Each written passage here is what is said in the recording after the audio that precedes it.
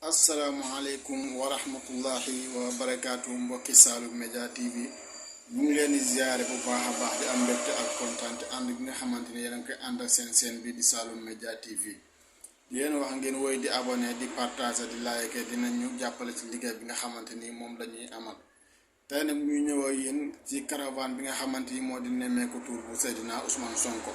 fole nga xamante ni moo di si diwaanu Kolda bi nga xamante ni mu ko guddi Aliou Diémé nag moom mi nga xamante ni moom lañ fa dóor bal ci dënn mu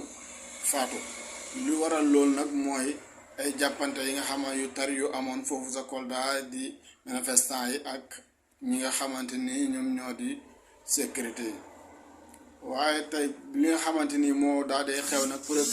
procureur de la république bu Kolda moom moo génn fii di benn communiqué ne li waral li nga xamante ni moo di Aliou Diémé nag dese boobu li ko waral mooy bay xale yi di jàppante foofu dafa am ay pick-up yu nga xamante ni ñoo ñëwoon dugg ci biir di ñëw di saboter li nga xamante ni mooy manifestant boobu noonu moom lañ nemmeeku ne kii di xale bi di Aliou Diémé toll ci fanweeri at ak juróom-ñaar foofu la daal di ñàkkee bakkanam loolu nag communiqué boobu noonu ki nga xamante ni moo di procureur de la république bu Kolda moom moo ko génnee ñun ñu ngi leen koy toppal li nga xamante ni moo di bu autopsie bi génnee li nga xamante ni moo si mën a xew rek incha allah dañ leen ko indil di leen ziar di leen ndokkeel leen wax ngeen woy di abonné si chaîne bi nga xamante ni moo di Saloum Media TV jërë ngeen jëf.